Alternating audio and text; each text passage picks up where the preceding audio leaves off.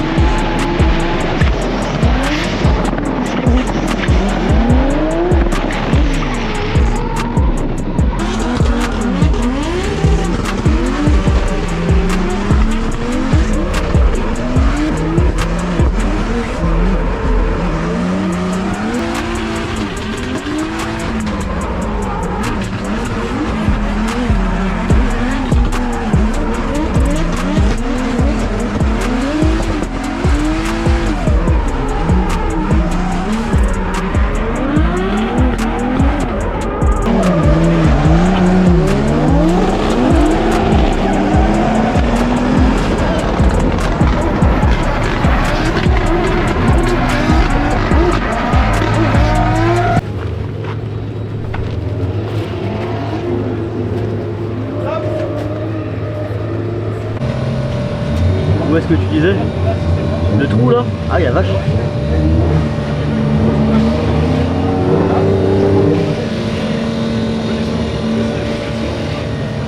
Donc là, le plan c'est quoi? Démontage d'admission?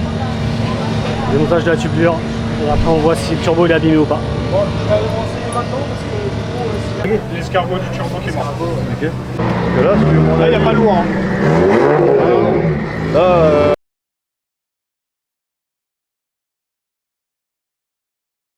t'es confiant? ouais, pas confiant, Est-ce que c'est une voiture que tu connais déjà un petit peu? pas du tout. T'as jamais monté dedans? T'as jamais rien fait dedans? Est-ce que t'as drifté d'autres caisses à part la tienne depuis des années? Caisse de drift, non. Ça va être chaud là. Ah, mais après t'es un homme de défi toi. T'es un Ouais. grand homme, t'es un homme de défi. C'est un défi intéressant, la voiture marche bien. Maintenant, moi, le problème c'est que voilà, on verra, va falloir s'adapter très vite à une voiture qu'on connaît pas. Là, on a 30 minutes pour s'adapter et après un petit warm-up pour se mettre dans les conditions de la piste du soir et puis bah essayer de poser un truc. Après, techniquement, je sais même pas comment on est de pilote. Donc il faudrait justement poser des points pour être dans le top 32, mais bon, le but c'est quand même de se placer. Parce que c'est pour faire comme au début de saison, à chaque fois se retrouver dans des plans où on est en fin de classement et du coup on tombe quand quelqu'un a un gros client, surtout avec une caisse là que je connais pas. On verra, c'est dommage parce que là je pense que la E46 pouvait être très rapide. Je la sentais bien, mais bon, de toute façon dès le début là on a vu que ça marchait pas. Hein. J'ai fait un premier passage, je trouvais qu'elle avait un manque de patates et Elle puis fait deux runs, elle a fait un deuxième run je crois déjà. que c'est sur le deuxième passage, mais j'ai entendu une détonation, je suis sûr qu'il y a eu un truc sur la voiture. Voilà.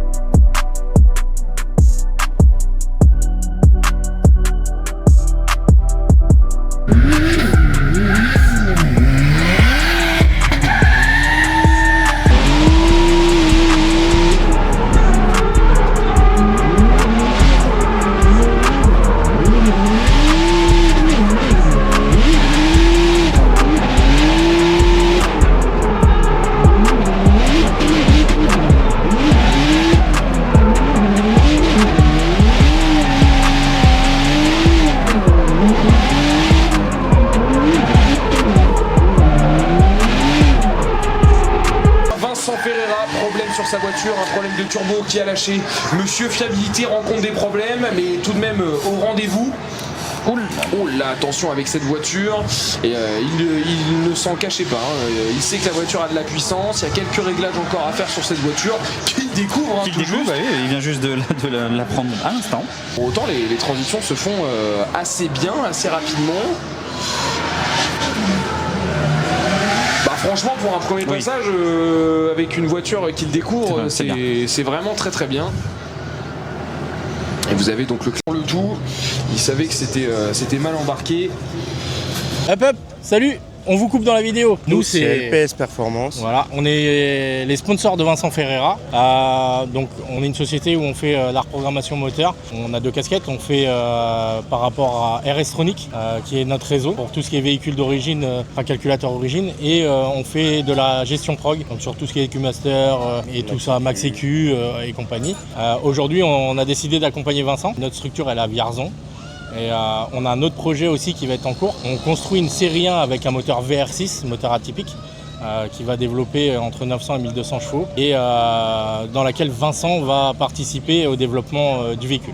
Alors avec Vincent, on l'aide à développer le véhicule, on l'aide sur les pièces, on lui fournit de l'huile. On a décidé de la combiner, voilà, les combinés Racing, BC Racing par exemple. On va vraiment aider en sorte de le faire évoluer et d'essayer de lui mettre une machine qui puisse concurrencer les grands, parce que Vincent a un pilotage aujourd'hui qui pour moi est un pilotage hors norme.